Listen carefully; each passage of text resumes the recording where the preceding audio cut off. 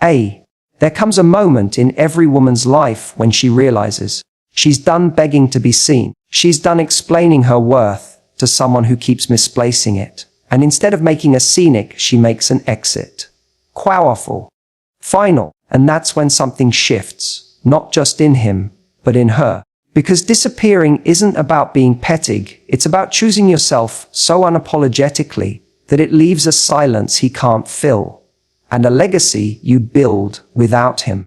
So today isn't about getting him back. It's not about playing games. It's about strategy, self-worth, and the kind of growth that doesn't just move on, it levels up. When someone walks away from us, the first instinct is often to fight for an explanation, to beg for understanding, or to search for closure.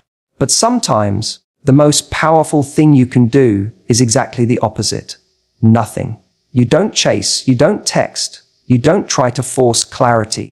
You just fall completely silent, because silence, in its purest form, is louder than any speech, any rant, any well-thought-out message. It speaks directly to the part of a person that expected access to you forever. It interrupts the rhythm they were used to. And that interruption, that's where impact begins. When you stop responding, when you stop reaching out, when you stop feeding the connection in any way, you shift the power dynamic instantly. It's no longer about how he feels about you. It becomes about what he lost, what he didn't nurture, what he underestimated. And people don't start missing you when you're still present. They miss you when they go looking, and you're just gone. No messages to dissect, no photos to comment on, no emotional residue left behind. You vanish in a way that says, I've moved on to more important things than convincing you to value me. That kind of silence isn't passive. It's intentional. It's rooted in self-respect. Because it's not about manipulating someone into missing you. It's about reclaiming your energy from a place that no longer deserved it. It's about acknowledging that the connection wasn't growing you. It was draining you. And rather than argue about that, rather than ask why it couldn't be different, you take all that energy back and use it to build something better. For yourself. Here's what makes this kind of silence so louding: it leaves space for reality to settle in. When you're constantly in someone's face, texting, checking in, posting in hopes they'll notice, you're actually making it easier for them to avoid the weight of what they lost. But when you remove yourself completely, that safety net disappears. They're left alone with the absence. They're left wondering, wait, did she really just walk away? It creates a pause. And in that pause, regret can grow. Not because you forced it, but because they finally had to face life without your presence as a constant. There's also something incredibly attractive about emotional discipline. When you can hold yourself back from reacting, from seeking validation, from needing to be understood, that's power. It shows maturity. It shows boundaries. It shows you're not desperate for a response. You're not here to perform emotional labor for someone who didn't protect what he had. You've gone quiet not because you're weak, but because you've evolved. You've realized that begging someone to see you doesn't make you more visible.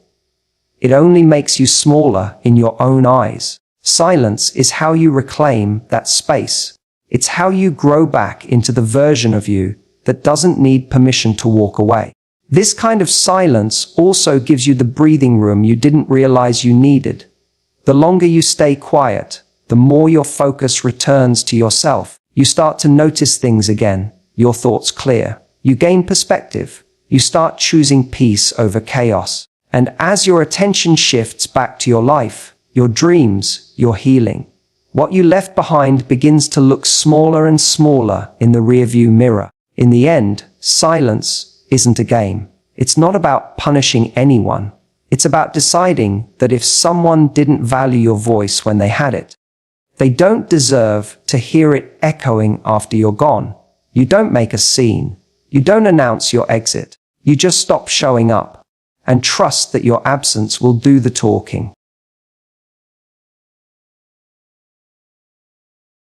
Energy is something we often underestimate, especially in relationships. We focus on words, actions, even appearances. but it's the energy we bring into a space that speaks first. Before you even say hello, before you post the photo or send the text, your energy introduces you. And the truth is, when someone feels your absence, what they're really feeling is the shift in that energy. When you walk away and pour all that energy back into yourself, you become magnetic, not to win someone back, but because you finally stop leaking your power into someone who didn't know what to do with it in the first place. Think about how much time and emotional bandwidth you used to spend trying to be understood, trying to fix things, overthinking what to say or how to act. You were constantly adjusting your energy to match theirs, to smooth things over, to keep the connection alive. But when you stop doing that, when you start redirecting that same energy toward your growth, your peace, your evolution, it changes everything. You don't just disappear physically, you disappear energetically. And that's when they feel it. That's when they notice. What makes this powerful is that you're not putting on a show. You're not trying to look like you've moved on. You're actually doing it. You're waking up in the morning and thinking about your goals, your joy, your next step. You're putting your phone down more. You're posting less or more intentionally. You're going to the gym, picking up a hobby, booking trips, surrounding yourself with people who pour into you. It's not about pretending anymore. It's real. You're building a life that doesn't revolve around being chosen by someone else. And that energy, that quiet, confident, self-contained energy, that's what people remember. That's what makes them stop and think, wait, she feels different.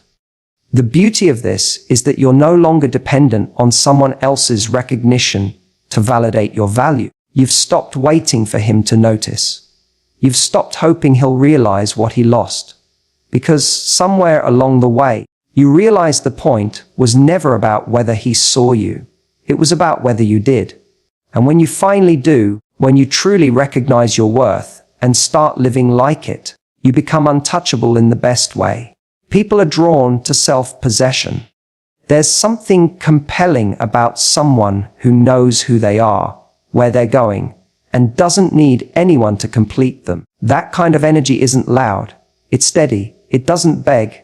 It attracts. And what often happens is that the very person who once took you for granted starts to feel the void of what used to be there. They start to feel your energy leaving their life. But by then, you're not the same version of you that wanted to be chosen. You've become someone who chooses herself every single day. This is the moment when you realize the power was never in the chase, the message, the perfectly timed social post. It was in the shift, in the way you stopped trying and started evolving, in the way you stopped reacting and started building.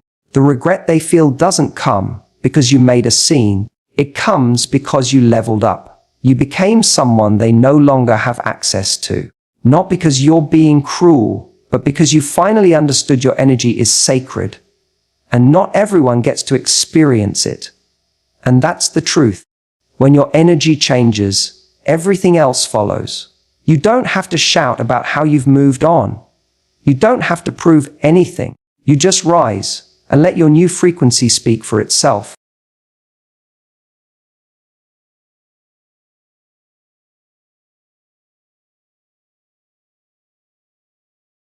When someone hurts you, disrespects you, or takes you for granted, the temptation is often to lash out, to block them, to unfollow, delete, erase. Something dramatic to show them, you don't get to do this to me. But the truth is, that kind of reaction often gives them exactly what they wanted: confirmation that they still have access to your emotions.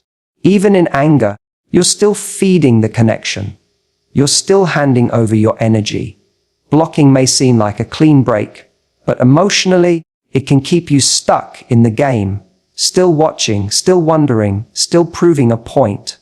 But what if instead of blocking him, you blindside him? With your silence, your indifference, your sudden absence from his world. There's nothing more jarring than realizing someone who once cared deeply is no longer interested in being seen at all. No message, no warning, no flurry of unfollows. Just a complete emotional and energetic disappearance. That's how you blindside someone. Not with noise, not with announcements, but with the quiet decision that says, you're not even worth a reaction. That kind of disappearance is powerful because it's not about creating distance. It's about becoming unreachable. He expected you to be angry. He expected the block. He expected the passive-aggressive stories, the cryptic quotes, the unfriending, the reactive drama. Instead, he gets nothing. And that nothing, it speaks volumes. When you disappear without drama, it's disarming because you're no longer participating in the emotional exchange. You're no longer a character in his story. You've walked off the stage entirely, and he's left wondering if the show is over. That quiet exit forces him to face himself. He can't fight with silence. He can't argue with no response. There's nothing for him to push against. It's unsettling. And that's exactly the point. Not because you're trying to punish him, but because you've realized that your presence was never the problem. His inability to value it was. This move isn't about being cold or passive-aggressive. It's about emotional maturity. You don't disappear because you're weak. You disappear because you're done. Not just with him, but with the cycle of needing to be heard by someone who's not listening. By someone who listens only to react or manipulate, not to understand. Walking away without a word is your declaration that you no longer need to be seen by him to be valid. You've outgrown the conversation. You've chosen peace over performance. He won't see it coming, and that's what stings. He thought you'd always be there. Maybe angry, maybe hurt, maybe trying to get his attention, but still there. And now, you're not. You've taken your energy, your attention, your care, and directed it towards something that actually nourishes you. Yourself, your healing, your growth. There's nothing left for him to cling to. No thread to pull, no open door to test. And whether he admits it or not, it creates a void. Because people don't truly miss what they always expected would stay. They miss what's gone without warning. They miss the person who stopped giving them previews of her exit and just walked out, quietly and completely. In that silence, he's forced to look at the role he played. You're not trying to make him regret anything, but regret becomes inevitable when someone realizes they had full access to your heart and treated it like a backup option. And now, that access is gone. Not because you're bitter, but because you're better. Not because you hate him, but because you finally love yourself more than the idea of being chosen by someone who never knew what he had. And by the time he figures that out, you'll be long gone, already living the version of your life that doesn't include him in the cast. When you walk away from someone, it's not just your presence they lose. It's everything that came with it. It's easy for people to think they're only losing your time, your affection, your companionship. But the truth is, they're losing access to something far more valuable than you. The full experience of you. The support you offered on bad days. The way you believed in them when they doubted themselves. The small moments of kindness, the gentle reminders, the laughter, the softness. All of that goes with you when you leave. And the loss of that kind of access doesn't hit all at once. It creeps in slowly, and it stings deeply. At first, they might act unbothered. Maybe they even expected you to leave eventually. But what they often don't anticipate is that when you go, everything goes. No more late night comfort, no more just checking in, texts, no more emotional safety net they didn't realize they were leaning on. You're not just gone physically. You're emotionally, mentally, spiritually unavailable. The version of you that loved them unconditionally, that held space for their chaos, that stood by them through the confusion, that version is no longer on call. And the more they try to find that version again, the more they realize she's not coming back. That's the difference between taking space and truly cutting off access. Taking space leaves the door open a crack. It keeps the possibility alive. Cutting off access, though, it's final. It says, you don't get to come back here. You don't get to experience the best of me after showing me you didn't value it. It's not about holding a grudge or seeking revenge. It's about protecting your energy, your peace, and your future. Because once someone shows you they can't handle access to you with care, your only job is to stop handing it out. What hurts someone more than being blocked is being forgotten. Not out of spite, but out of necessity. Because they thought they could mistreat you and still have pieces of you afterward. They thought they could check in, poke at your life every now and then, maybe circle back when they were ready. But when you've truly evolved, they can't find you in the same places anymore. You don't answer the same way. You don't react. You don't respond. You're not cold. You're simply done. They no longer have access to your warmth because it now belongs to someone who earned it you. When you cut off that access, you take away the illusion of permanence. And that's what shocks them the most. They realize you weren't just someone who would always be there. You were a privilege, a presence, a force in their life that made things better, even when they didn't say it out loud. And now that it's gone, they're left facing a version of life that's a little quieter, a little colder, a little emptier, not because you took anything from them, but because they gave it away carelessly, thinking it would always return. This isn't about making them suffer. It's about refusing to suffer anymore yourself. When someone loses access to you, they don't just lose the relationship. They lose the chance to be in proximity to the person you are becoming. And that version of you, the one who's healing, growing, rising, she doesn't look back. She knows her energy is rare, and she no longer gives repeat chances to people who only learned her value once they lost her. You were always the gift. Walking away just made it obvious. There's a difference between pretending you're okay and actually being okay. There's a difference between performing strength and building it. The most powerful transformation doesn't happen when you're trying to prove something to someone who hurt you. It happens when you stop thinking about them entirely and start focusing on you. You don't need revenge. You don't need closure. You need a plan, a purpose, a reason to get up every morning that has nothing to do with them. Because when you pour into yourself, fully, intentionally, unapologetically, you create something that no one can take from you. A life that's yours. A life that feels so good, so strong, so fulfilling, that you stop caring whether they regret losing you or not. Because by then, you've outgrown the need for their regret. This is where the shift happens. You stop building to be seen and start building to become. You stop thinking, I hope they notice, and instead think, how far can I go if I stop looking back? That's when you start making progress. That's when you become magnetic. Not because you're trying to attract anyone, but because confidence is loud in its silence. You begin walking into rooms differently. You start speaking with more certainty, dressing for yourself, prioritizing your mental health, setting boundaries without over-explaining. Every time you choose growth over validation, you take back another piece of yourself. And piece by piece, you rebuild into someone unrecognizable. In the best way. The people who took you for granted will feel it. Maybe not immediately, maybe not publicly, but they will. They'll scroll past a picture and pause. They'll hear your name and feel a knot in their stomach. Not because you wanted them to feel bad, because the version of you they knew no longer exists. The one who tolerated crumbs, who over-explained, who waited around for clarity. She's gone, replaced by someone who knows she's the table. Someone who doesn't audition for love. She curates it.